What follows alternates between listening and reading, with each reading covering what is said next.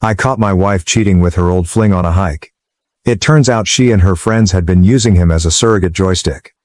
I, Ali, 38, am currently on a camping hiking trip with my wife Liv, 36, and 3 other married couples, Dom and Kate, Sean and Sarah, Bill and Miranda, as well as Liv's longtime friend Ian, 38, and his boyfriend OD, whose real name is Orlando, and no, he was not named after the dog from Garfield. We're all in our mid-30s to early 40s and enjoy spending time outside. We've been wanting to go on this hike for a while. We camp at night and walk throughout the daytime. Everything was great until early evening on the 3rd day of our 8-day journey. We stopped to camp and my wife and I decided to explore the surroundings. We discovered a little waterfall feeding into a creek that followed the trail we had been trekking. It was roughly 5 feet tall and flowed largely onto rocky rocks below. My wife stated that she wanted to rinse off in the stream and waterfall but did not want to soak her clothes. I urged her to go for it because we weren't far from the others and the location was secluded enough. I responded, "If you make it quick you could be in and out in no time." She did exactly that, lingered for a moment before stepping out and air drying with a tiny towel. Ian arrived unexpectedly from behind some trees after she had quickly put her shorts and panties back on. My wife was still topless. Here's where everything got weird. Neither of them responded.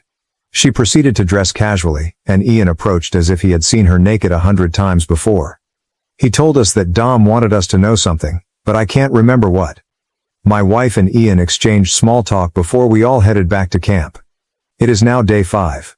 The hiking track leads to a small town, where we want to spend the night at a local inn to rest, resupply supplies and recover. For the past 2 days, I've been thinking about what happened at the waterfall. I tried to keep my thoughts hidden, but my wife questioned me this morning why I was so quiet yesterday. I told her I was weary, but in reality, I can't stop thinking about something that happened between her and Ian previously. I would normally be less skeptical, but I know Ian is not gay. I've known him for around 8 years and consider him a friend. We husbands and OD are the outliers in this group, as the 4 wives and Ian have been buddies since college. I've asked my wife before if she's ever dated Ian, and she's always responded no. I also inquired if Ian and any of the other ladies in the group had ever been in a relationship, and she denied that too. I might be delusional, but their relationship felt too similar, especially since she was still topless. My wife is usually very conservative about her body, so her lack of reaction to Ian's presence struck me as odd. I have no tangible reason to believe anything is wrong, but I can't shake the sensation that there's more to their history than friendship. Am I being paranoid, or is this a red flag?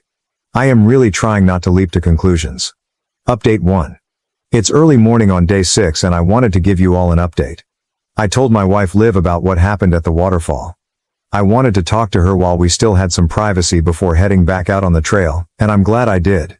I started as non-confrontational as possible, simply remarking that it seemed strange that she wasn't concerned by Ian's presence despite the fact that she was topless. If she had responded in any other way, I would have dropped it, but she became really defensive immediately. Is this why you've been moody? It's not a huge deal. Everyone has seen breasts before, including Ian. You have to grow up. This truly alarmed me. She rarely reacts forcefully until she feels bad about something. I probed harder and she grew more reactionary and defensive, attempting to deflect and belittle every question I posed, with a dash of gaslighting thrown in. I finally had enough and told her, either tell me what's going on or I'm going to confront Ian, who you know won't lie. This is when Liv revealed that she and Ian had a previous sexual relationship. I became enraged and demanded to know why she lied to me after I had previously asked her about it. She claimed she did not lie. They never dated. It was simply an FWB, friends with benefits situation before we became formal. I asked her, startled and agitated, so you were sleeping with him when we first started dating? She retorted, you don't have to be so vulgar. I don't want to discuss this right now. Can't we have this conversation when the trip is over? I said, absolutely not. Either you tell me everything now, or I'll start interrogating your pals. I believe she saw how serious I was and decided to reveal the whole truth. The first part I already knew. She had a string of bad relationships and dating encounters. Liv ascribed a large portion of this to not getting to know the other person before leaping into bed with them. When we started dating, she asked if we could take it slow. I accepted since I was also seeking for something unique and I was extremely intrigued in Liv. She said I could date others until we chose to be official, but I told her I didn't want to date around and preferred to focus on one relationship at a time. She stated it made her really happy. Then she divulged something that would shock everyone if it became public. Liv, Kate, Miranda, and Sarah all had comparable FWB situations with Ian while dating their current husbands. Kate, who is now married to Dom, became fed up with dating the wrong guys shortly after graduation. During this time, she and Ian became FWB. When she met Dom, she urged that they take it slow and get to know each other before becoming intimate. Kate stated it was simple because she was still sleeping with Ian, meeting her sexual needs while focusing on the emotional part with Dom. Ian was happy with the arrangement, assuring her that it was all about finding her special someone. They would talk about Dom and sleep together, and when Kate realized she had found the one, they ended the FWB arrangement and she began her sexual relationship with Dom. They eventually got married. Kate later informed the other women about their agreement. Throughout the years, they each used Ian as a surrogate while looking for the one. I'm only the most current individual involved in this circumstance. I asked Liv to explain her role. The other women's marriages are their own business, but I was curious how this worked out for her. She informed me that after her former lover had too many narcissistic characteristics, she had had enough and wanted to meet a good guy, which I suppose was me. She asked Ian to help her in the same manner he had helped the other three. Ian agreed, explaining that the whole affair was about finding her a life partner. I feel he was sincere in everything. He's a free-spirited type of person. I've had serious chats with Ian, and he's the type of person that will help anyone with anything. We play golf together and he has been in my life since I began dating Liv. I didn't realize he was so involved. Essentially, he would listen, offer counsel, and talk through her emotions so she could wait until she felt comfortable with me. I felt like throwing up. It feels like the entire relationship was a lie. Despite this, I continued to seek answers. I asked when she quit seeing Ian. She claimed it was when we became official. I told her that I thought we were formal when we agreed to date, so I asked her when she considered us official. She explained, dating does not constitute two people as a couple. When you asked me to commit and we had our first intercourse, we were official. She stated that she and Ian had been strictly platonic since that night. I mentioned, that was 7 months into dating. So you've been sleeping with him for 7 months? She became silent and I knew the answer. I said, let me be clear, I would pick you up for a date and we would go out and have a great time, holding hands, cuddling, kissing and making out. Then I'd drop you off and you'd meet Ian, sleep with him and brag about what a terrific person I am? She retorted, don't make it sound so dirty. I was appalled. I wanted to run but we were in the middle of nowhere and there was no way out except to keep walking forward.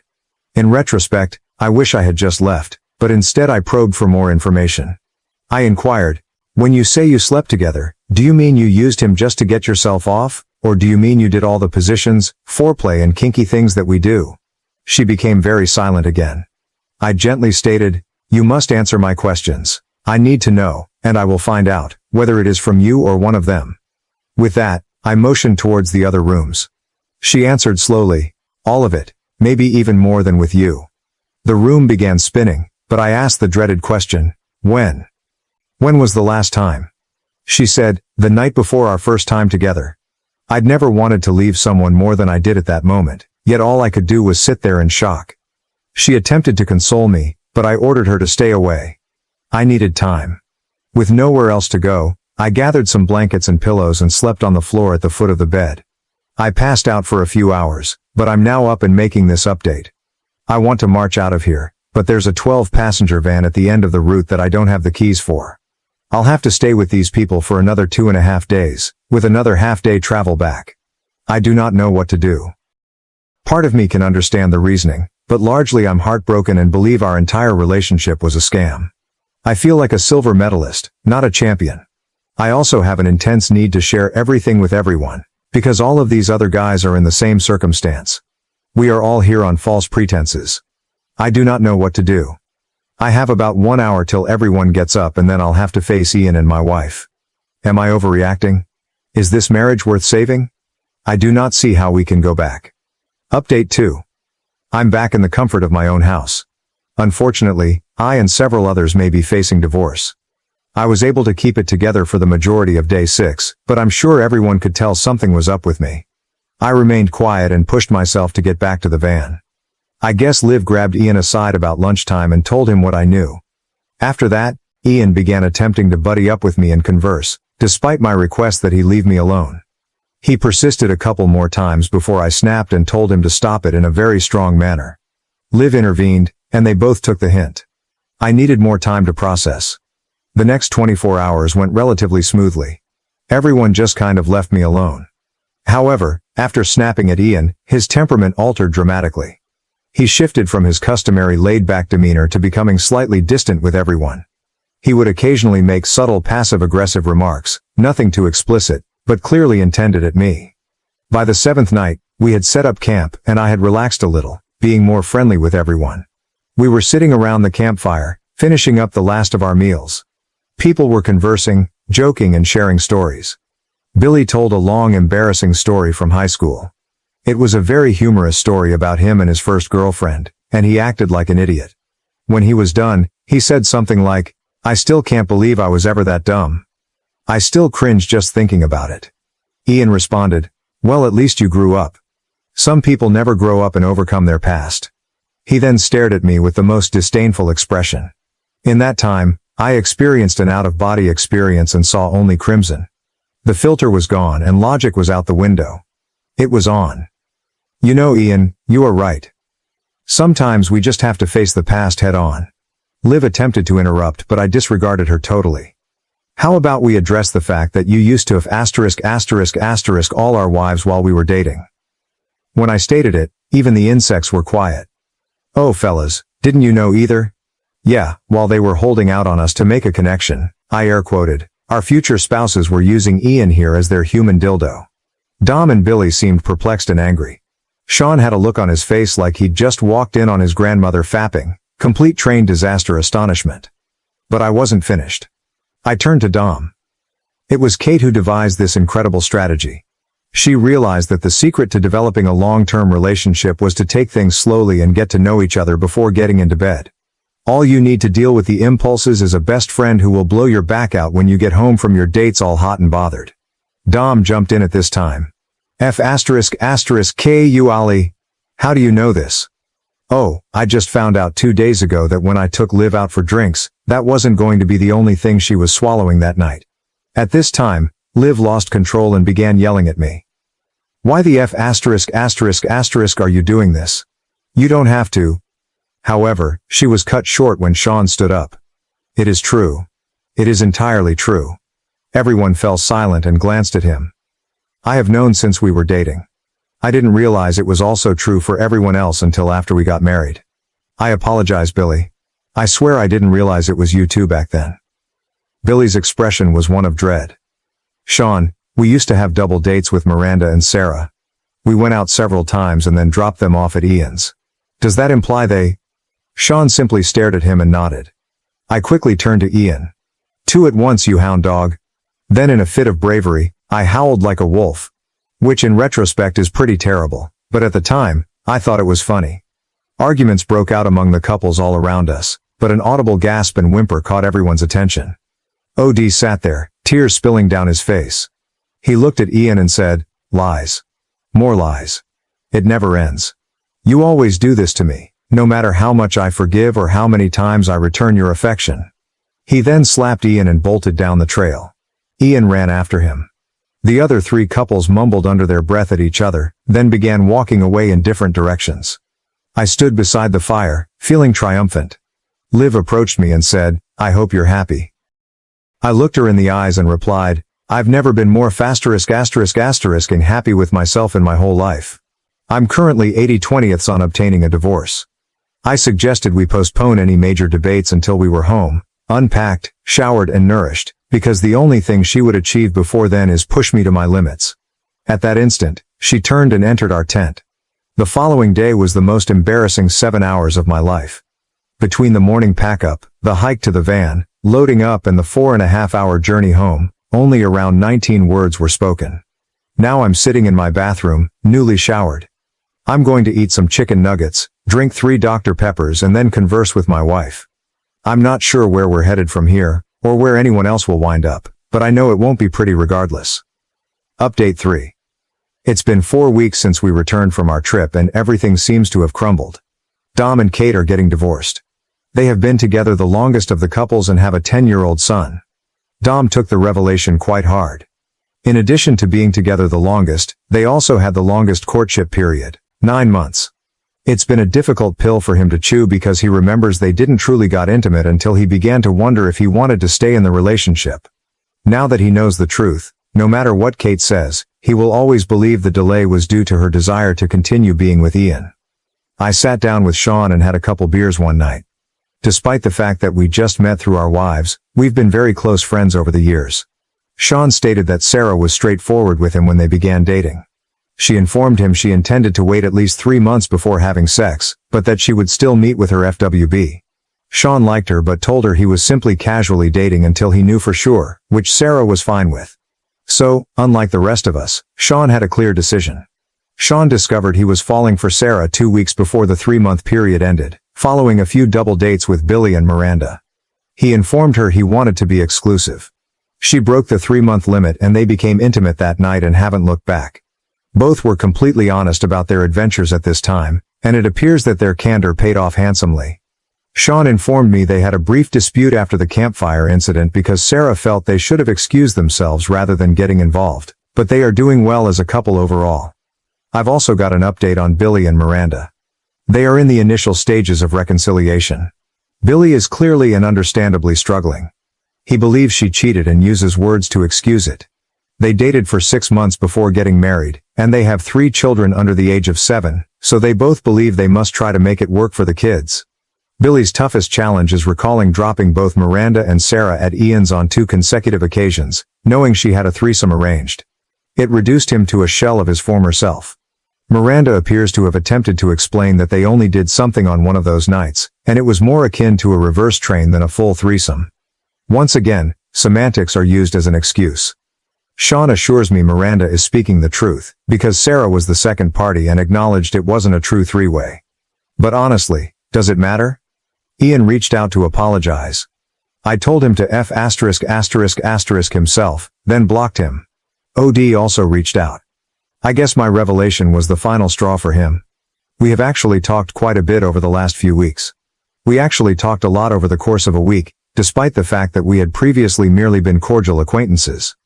It turns out that Ian and OD had been on and off for 15 years. Ian presents a laid-back, selfless appearance to everyone else, but OD knows him to be incredibly self-centered and manipulative. Ian frequently breaks up with OD for brief periods of time or claims they are on a break so he can do whatever he wants without being labeled a cheater, only to return once he has had his pleasure. Looking back, OD sees that at least 2 of these breaks occurred during these dating situations. However, OD is the most upset since he has tolerated it for so long and has given Ian numerous opportunities. He says this was the final straw. He's returning to Santa Barbara and leaving Ian and the cold, nasty Midwest behind for good. Despite our exhaustion after the hike, Liv and I had the longest chat. I informed her right away that I was not interested in arguing, disputing, or anything like that. I said, "Tell me everything you want to tell me. I will not interrupt or ask questions until you finish. Then I demand the exact same courtesy." She agreed. Her letter was filled with apologies and explanations. She would admit it was wrong, then explain why it was okay or point to a positive conclusion. She expressed her disappointment and hurt with how I behaved at the campsite, but she also realized that Ian deserved equal culpability for poking the bear. When she finished, she asked if I had any questions. I replied, "No." And then I began. I informed her that our entire relationship is based on false pretenses. I can see where you were coming from and why you tried the entire FWB thing. Your 3 best friends did it and scored excellent husbands before you. But on some level, all 4 of you had to understand that starting a relationship like this was wrong. It was tremendously distressing to learn that you were sleeping with someone else while we were getting to know each other, and I believe it impeded the natural progression of our relationship. I added, "It has significantly altered my memory of our early days together. Do you remember that fantastic day we had approximately 4 or 4.5 months into our relationship? We spent the day together. It finished with us back on my couch, kissing, your shirt off, and me caressing you over your shorts. It was getting quite hot. You paused and apologized, stating you wanted to but weren't quite ready. You needed to be absolutely certain. I assured you that everything would be fine, and you gazed at me affectionately, kissed me passionately, and then departed. I stopped before saying, I can only guess you left my place and went to Ian's. As she nodded, tears streamed down her face. I said, I invested that energy in you. You chose to give it to someone else rather than returning it to me. I might have been able to get over this if it had ended in the first or second month, when we were more relaxed. But after that, we spent a lot of time together and you maintained your relationship with him until the day before we became official. You enjoyed having us both. You did whatever mental gymnastics were required to justify it to yourself. I told her, you may not realize it, but this last portion is the toughest part of it all for me. Learning that you were far more adventurous and exciting with him is like a dagger to the heart. It makes me feel like I'm second best, like I'm the retirement plan you choose, just good enough. She interjected saying, no, not like that, I love you. He was only having sex, it was not real. That's how it is when they don't matter. It's simpler to be free and wild then. And so on. I waited for her to finish before saying, remember, we agreed it was my turn to talk. Afterward I remarked, I see your point of view, but it is not mine. As your husband, I believe it is my responsibility to give you my full energy, emotional, physical, cerebral, and sensual. I believe I have accomplished this during the past 8 years. I believe you have given me your best in some areas, but I now see I have not received your best in others. And as a male, I have to acknowledge that sensuous energy is really essential to me. The fact that you did not trust me with all of your sensual energy was the determining factor. I do not think I can recover from this, and I want to file for divorce. The scene became chaotic from there. She started crying hard, asking, giving herself and pleading with me to start over. I eventually removed myself from the situation. Later, she mentioned that we were just in an emotional state right now and that I needed to give it some time. This gave me pause, and I agreed to her terms of 3 weeks. As I previously stated, it has been 4 years, and my feelings have been consistent. We met with a joint divorce lawyer, who will represent both of us. There are no children involved and we both want to sell the house, so the initial meeting went smoothly. She has been tremendously depressed, as have I, but this is for the best. Sometimes things simply don't work out. Thank you very much. Thank you for watching. If you haven't subscribed yet, please do so and hit the notification bell to stay updated with more shocking real-life stories happening around you.